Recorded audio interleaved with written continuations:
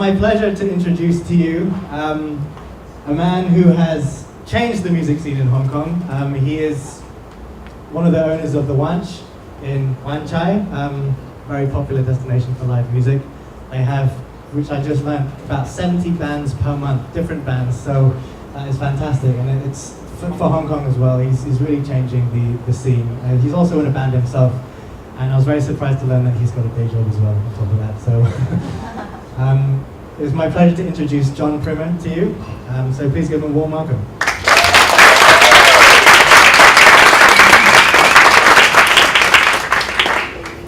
Good morning.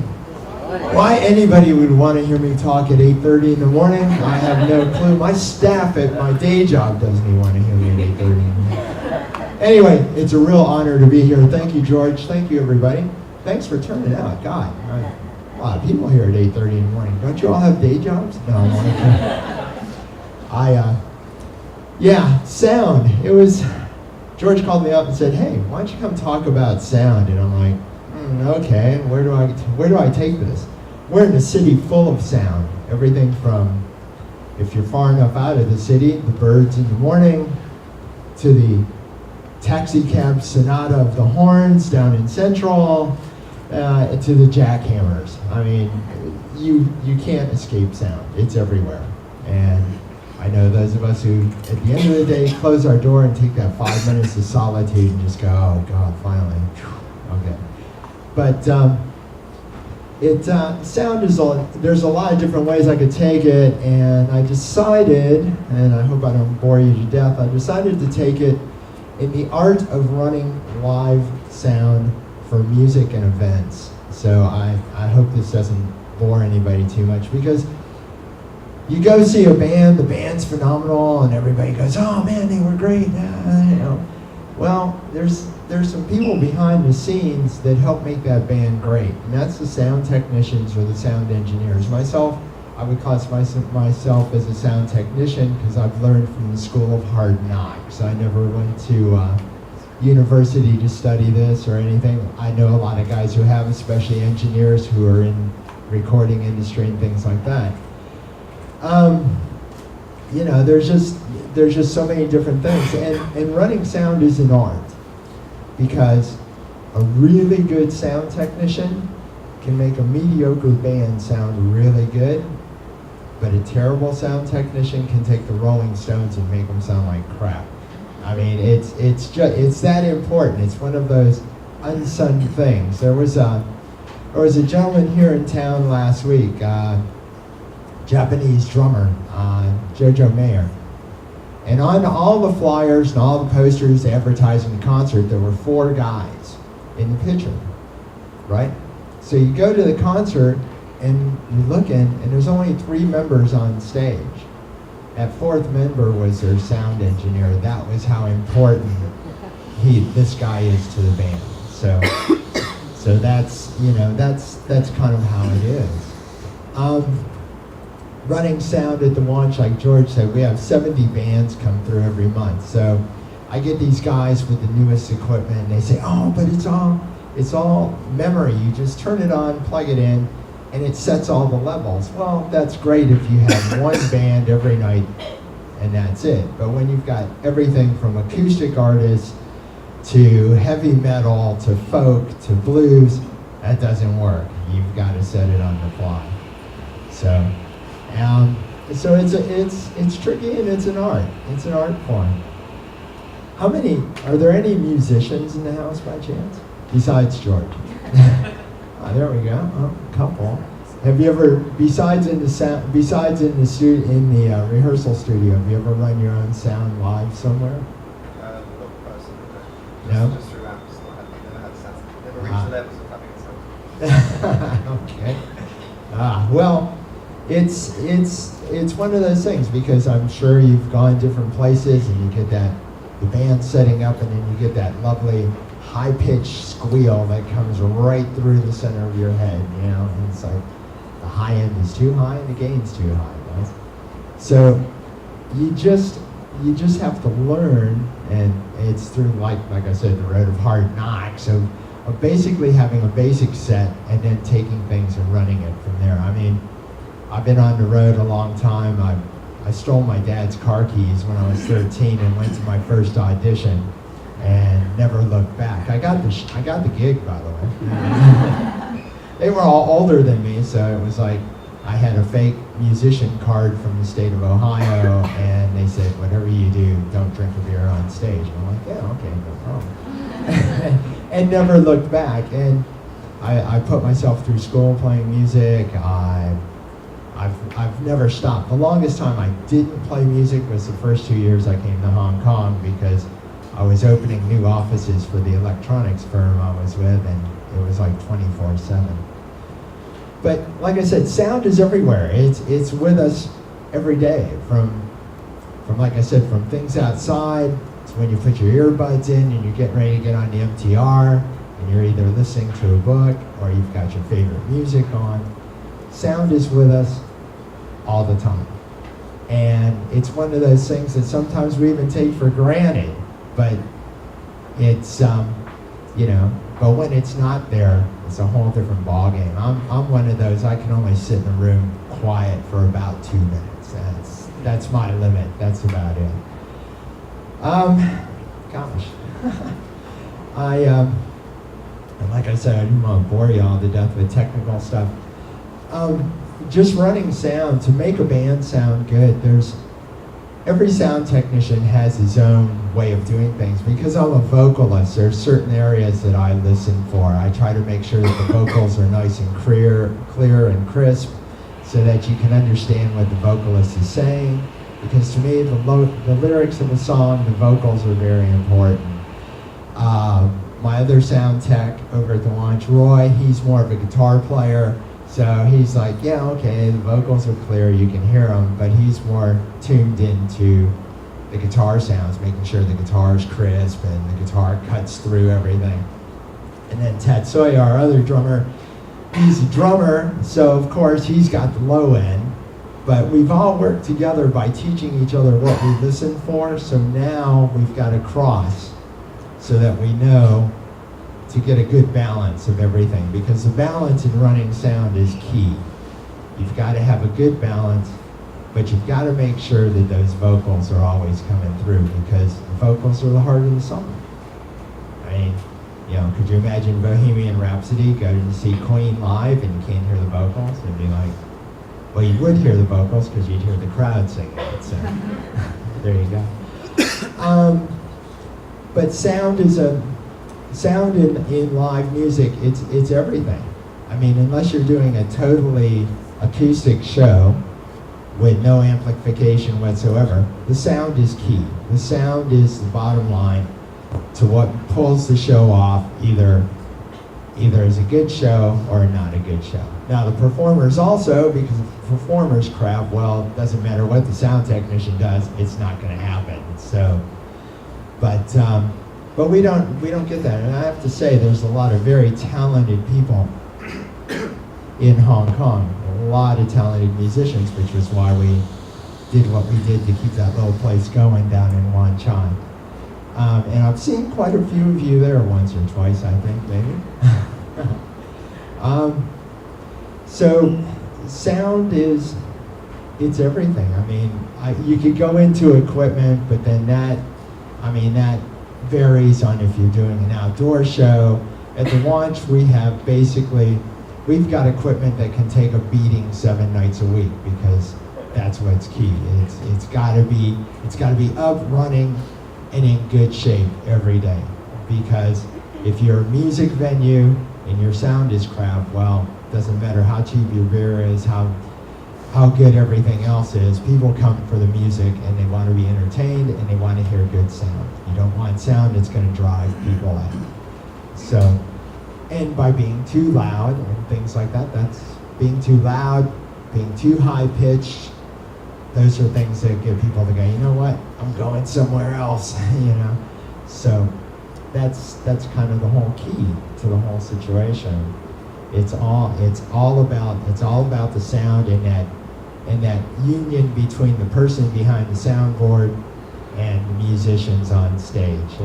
There's a chemistry there that kind of runs all of its own banter, because that way That way they're all in tune. I usually ask a band, okay, if I don't know them, I'll ask them, okay, what kind of sound do you go for? What are you looking to produce? What do you want to come out to relate to the audience? And they'll tell me, like, if they're heavy metal, of course they're going to want a lot of low end, a lot of the drum, a lot of the kick, you know. And if they've got the death metal guys that are, you know, they don't really care about the vocal, you know. It's like as long as you can hear. I'm like, well, okay, I get that. So I'm a little bit old school. I still like to be able to understand what's going on somewhere. But I have played death metal, so what can I say? So that's the whole thing. And then with the acoustic people, like with George's band, that real blend of between getting the banjo sound right, getting the acoustic guitars right, getting all the vocals, because there's a lot of harmonies correct. There's a little bit of a guideline in making sure that you do that. And so it gets a little bit tricky. Like I said, it all depends on who your bands are for the night. If you're doing jazz, which we don't do, jazz is a whole different animal, because between the horns, saxes, piano, all that, it's a whole different genre. Now we did have a ska band the other night with five horns. Yeah, it's like, okay, here we go. So getting the horns mic'd, getting them right, getting their levels, along with the vocals, the guitars, the bass, keyboards, and percussion. So where we put them all, there was no room for the audience after we got the band in. So getting those mixes, getting that right, so that every instrument is distinct, every instrument can be heard, and all the vocals can be heard. That's what's key. So that the audience can have the ultimate experience of those performers, and the performers can have the ultimate experience of performing to an audience that's appreciating what they're doing. Because as a musician, that's, especially here in Hong Kong, because you're not going to make a big living at it, to walk out and know that the audience really got into what you were doing that evening is what it's all about. Am I right, George? Am I right? I mean, you're still working day job too, right? Yep. I don't know too many musicians that aren't working day jobs here somewhere. So that's what's key. It's all about that union between the guys behind the sound board, the guys on stage, the women on stage, making that work as a unit, making it work as one. And for a sound technician to understand what the band is trying to get across, assist them in helping them put that product out to the audience. And that's what's key at the end of the day. That's really the bottom line to make it happen, because live music is an experience for both the performers and for the audience. And by having the sound, having it correct, having it right, it gives everybody the ultimate experience. So that's kind of where that's where I'm at, and that's how I look at sound as far as live music sound. Actually, any kind of event, really. I mean, even here today, like, no, I didn't mess with the soundboard, so it's a little bit more bassy than I would normally do. But that's all right. Nah, George, don't worry about it. But you know, it's like in an event. My biggest pet peeve is when you go to a wedding reception. Okay. Now, people rent these beautiful halls. The halls give you this great equipment to use, but they don't take 2 minutes to show the bridegroom and whoever's going to do a speech how to use the microphone. So you get people who've never had one in their life. They're nervous as hell because they're in front of all their friends, and they want to do a good job for their newly married friends and everything. And they've got the microphone like this, and it's like, oh, it's so happy to be here, and we're great that. How many times have you been to one of those? Or it's like this, and hey, and you can't understand the speech, and you go, I wonder if he's got that written down, because I'd really like to know what he said afterwards. Yeah? So you know, these are things, and it's my biggest pet peeve. And as a matter of fact, I talked to one of the guys who owned one of these halls, and I said, you know, if you took 5 minutes, just 5 minutes, and let people, when they come in and they're doing a rehearsal or what have you, give them 5 minutes, let them hold that microphone, let them see what it's like, and let them, and work with them so they understand that it's a tool and what, and how to use it so that they come across properly. So that's my biggest fan. As a matter of fact, it was funny because that same guy called me up and I wound up helping a wedding couple party 3 weeks ago. So how it went, I don't know. But anyway, that was it. So knowing sound equipment, working with the people as a sound technician, that's what's most important. That's what's key. So that everybody has the ultimate experience at the end of the day. So anyway, that's pretty much everything I was going to say, and everybody's still awake. Unbelievable. Does anybody have any questions or anything like that for me? Probably not. Everybody's like, okay, that's enough of this. I want a coffee. Yes, Louisa? Do I need a mic for this? I don't need a mic. Come on. Hi, thank you very much. My question was, is sound engineering an undervalued profession in Hong Kong? And if so what do you put that down to? Do you think there's going to be a slew of kids that will get into it in the future if there's something you can do about it? Yeah, it is undervalued, but it's not undervalued just here in Hong Kong. It's undervalued everywhere. Like I said, I've played music for a very, very, very long time, and I was fortunate enough that I was in a band, and I left high school my senior year. This is really going to date me, but we went on the road as the opening act for Golden Earring and then Ted Nugent. And we took our sound technician with us who had been with the band for longer than I had, and I had been with him 4 years. And we took him with us because he knew every little nuance of the band. He knew our material, he knew exactly what we were going to do, how we did it, what came up, what came down in leads. So yeah, being a sound technician, sound engineering is a total art. Because that's your key. For a band, that is your lifeline right there. I've done shows where you go to a different city and you meet the sound technician, and some of them are very engaging because they want to know what you're trying to accomplish. Some of them are just kind of like, yeah, okay, well, whatever, and then you're up there going, oh God, please let it sound good out there because I can't hear anything on the monitors on stage. So it's an unappreciated thing, I believe. A lot of sound techs are. I think sometimes the sound tech brings it on himself because if they're not engaging, if they're not into what they're doing, and they're not into engaging with the people that they're working for, the band or the performers or whatever, if they're not into asking them those questions and what they're trying to accomplish, then you know what? They don't really demand that much respect because they're not respecting their own craft. And so I think it's a little bit of a two-way street. If you, as a sound tech, respect what you're doing, and you respect the musicians, and you find out what they're trying to accomplish, then, first of all, I don't think you're undersold. At the end of the night, the guys walk over and go, hey, that was really great, thanks, we sounded really good. And they appreciate what you've done. But when you just stand behind the sound mixing board and you're just kind of whatever, and you're kind of lackadaisical about it, then people are going to be lackadaisical about you as well. So that's kind of what it is. That's why I try to give 110% every day, not only in doing sound and music, but my day job as well. It's kind of what was in my DNA from the time I was a little kid in Ohio. That was kind of what was brought into me. It's like, I don't care if you're a garbage man, just give it the best you got every day. And that was my parents. And I was like, okay. So I try to give everything the best I've got every day.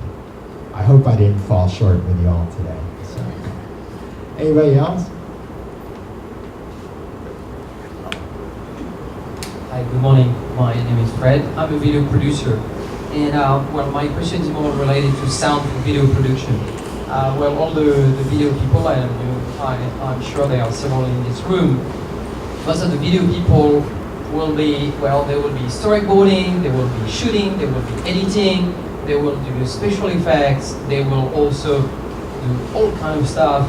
And when we need a sound engineer, the sound engineer does one thing, does sound.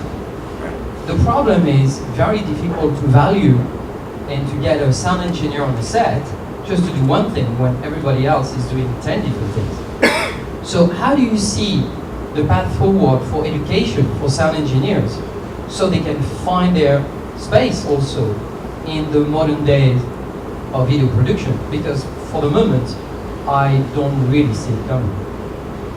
Well, that's a good question, but here's I'm of two minds of that. I've been on the video set for live music, okay? And you've got a lot of different people doing a lot of different things. Sound engineering is just like doing the storyboard, just like your editor. Editing a video is a craft. It's an art. It's an art form. Okay? You can have the world's greatest photographers behind the camera, you can have the world's best cameraman, you can have the best editor in town, but you know what? If you've got some guy you're paying $3 an hour to do your sound, you got a $3 video at the end of the day. When you're taking the time, and any client is taking the time to do a video, okay? To do a video, and they're paying you good money to do it, they're gonna want top-notch quality across the board. It's like when I was in college, I used to sell stereos at one point in time, and it was all, everybody bought the independent components like they do now.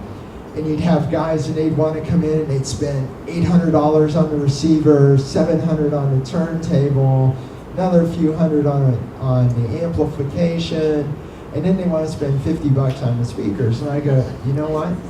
At the end of the day, you've got a $50 stereo. I don't care if you paid $4,000, because your final product is only as good as its weakest component or its weakest link. So therefore, in your case, you've got a fantastic producer, you've got a fantastic editor, you've got a fantastic cameraman, but if you've got a crap sound person, your video is still lost. How many of us on YouTube have seen fantastic videos, but the sound quality is bad because it's slightly bootleg? And you're watching it and you're going, man, I'd really like to watch the rest of this, but the sound is just not doing it for me. I mean, that's the problem with YouTube. I mean, but that's not meant to be a high-end product, and I'm sure what your company does is high-end products. So unless you've got an editor or a producer, you can't have your cameraman trying to do sound at the same time as shooting, because that's just not going to work. If you're going to have one of those guys that's going to take the time to hone that craft, just like he's honed his other crafts, then yeah, okay. But the problem is too, while you're producing on that set, somebody's got to be doing that sound and doing it right. Even if it's your rough sound before you do your final mix, it's still got to be done right, because that rough sound is all you've got to work with. And if you haven't done it right, you got a problem. So I don't know if I answered your question totally. I think there's always going to be a need for sound technicians, just like there's always going to be a need for a producer. There's always going to be a need for camera people. These are crafts. They're not just a thrown in their job. Hey, here, go mix this. I mean, I'm sure you don't do that. Well, as a start, actually, when I get a sound engineer on set, I'm paying them very well, and I totally agree with everything you said. Yet, the logic of video production is still very much about that of multitasking. Most of the sound engineers actually are either good on set or they are good in studio, but I know virtually none that is good on both. Or they are like so few and so rare that they are not available and they are not on call. What I need is someone who is either multitasking enough so I can have it in my team, or available enough so when I call him, he's available.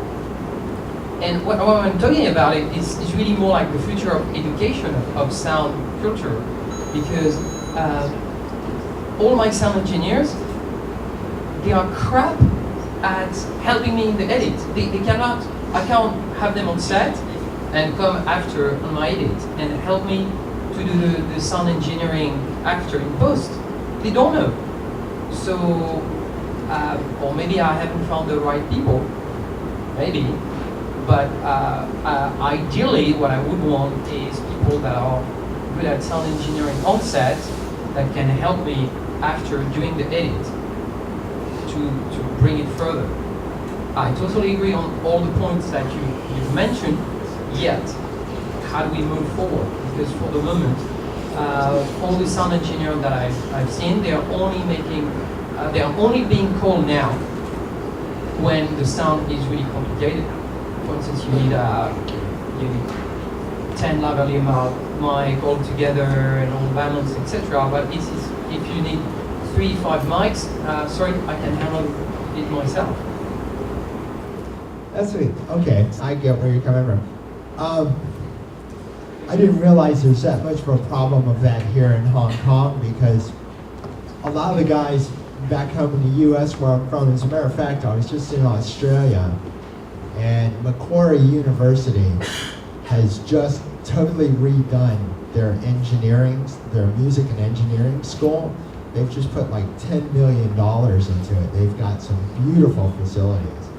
And they are working with people to understand engineering both live and in the studio.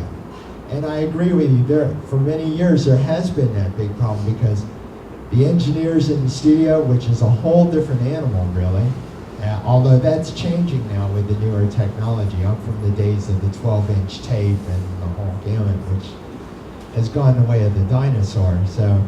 But the sound engineering, as far as when you're in a studio, is a whole different animal. And so forever, they never really crossed, because recording engineers, which is what they like to be called, unless they were getting offered a godload amount of money, would not go out of the studio and go on the road with a band. And it just didn't happen, because they made too much money to be able to be in the studio, go home at night, be with their wife and kids, and go back to work the next day. But in the changing of the way the whole industry is changing today, the universities, even the sound engineering schools like Full Sail in Florida, where they used to teach either live or recording, and they were two separate things, they're now integrating all that into one. So while you're having the problem now, it has been something that is being addressed. And you will see in the future, you'll see more and more technicians, or actually when you've got your degree, I call them a sound engineer, because I consider myself a tech from the School of Hard Knocks. But no, more and more of these engineers, as they're coming out of the universities and coming out of the different engineering schools, they are being cross-trained now because of exactly the problem that you said. So it is being addressed, and in moving forward, already in the States, I know quite a few of the guys that, matter of fact, some of the older guys like myself that have gone back and gotten the cross-training so that they can go either way. So it is something that's being addressed, and people are moving forward with that. I hope I answered your question.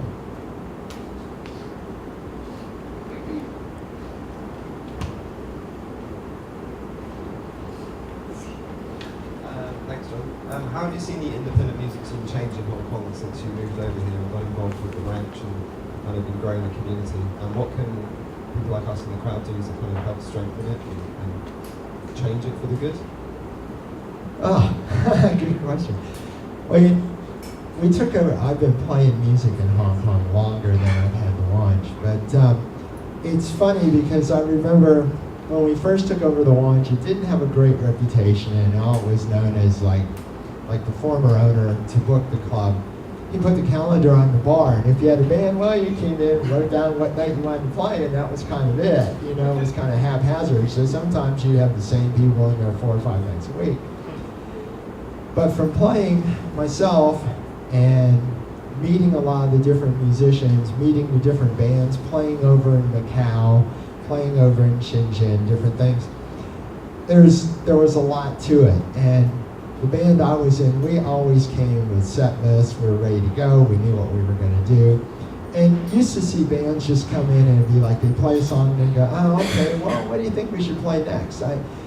And people didn't really take what they were doing seriously. Now it's a whole different ballgame. In the 6 years, I've seen the level of musicianship go from here to here, and it's still growing.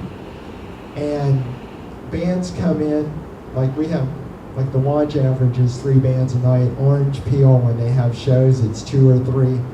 And everybody comes with their A game, because nobody wants to walk out of there at the end of the night knowing that they were the crap band of the evening. I mean, it's, we all have a little bit of ego. Nobody wants to fail, and nobody wants to disappoint. So I've seen it grow immensely, and especially in the original scene, songwriting. I mean, it was funny because last year Chris Barron from the Spin Doctors played at the Launch. He did a couple offshoot shows. Matter of fact, you'll hear it here first. He's coming back either on the 12th or the 14th. He's going to do an acoustic set. So, but he stood outside one night while he was here, and he answered questions about songwriting in the music industry for probably 3 hours. That's how much people now are engaged in what they're doing. The musicians here in Hong Kong are taking it very serious, and they're taking what they do serious. You see more and more of the bands going into Shenzhen, going to different places, fronting their own tours to go play in the US, just to get their music out there. And now with Spotify, SoundCloud, et cetera, you've got a lot of ways to get your music out there without trying to get a record deal, because the elusive record deal is kind of like the albatross. You're chasing it forever. I know, I had one, and it took forever to get it, and it can go that quick. So, but no, I've seen the industry grow. Like I said, people are taking it serious, and the other side of the coin has been that the audiences now take it serious. Where it used to be just your friends would come see you play, now you've got your friends coming to see you play. You've got other people coming to see you because if they've heard of you or they've seen you at Beertopia or some other event somewhere, and they say, those guys weren't too bad. They were pretty good. I wonder if you'd like to see them again. So I think people here in Hong Kong are starting to get more of an appreciation for the guys on the local scene, whereas I don't think the local scene was taken very seriously for a long time. And I think now the musicians with their hard work have kicked that door in and said, hey, you know what? We're alternatives to the house bands that at 10:45 are going to play Living on a Prayer every night of the week. You can come hear original, you can come hear covers that are played with a slight twist to fit the personnel of the bands. You can hear some great acoustic people. We have a singer-songwriter showcase every month. I mean, there's a lot of talent out there, and it's getting out there. The word is getting out there, and people are coming out and checking it out. And which is part of the reason why sound technicians are so important for live music, because if you guys have worked your butts off working all this new material and original stuff, and it's got a great message to send, and your sound technician does you a lousy job, he's really ruined the night for you. And that's how I look at it. And that's why it is so key for that sound technician in that band to just take a minute just to know what they want to bring across to the audience, because that's what it's all about. But no, the music scene has grown. It's continuing to grow, and I keep seeing more and more new and good bands all the time. Thank you very much. Thank you very much, John. Thank you. Thank you all for coming out at 8 o'clock in the morning, and I hope I didn't bore you too much. Thanks again. So can you tell us when you're back? Don't panic and explain. Actually, we're done until January. However, I'm playing in another band, sort of a blues rock band this Saturday at this Saturday at 10:45 over the AM. lunch. All right, thank you very much.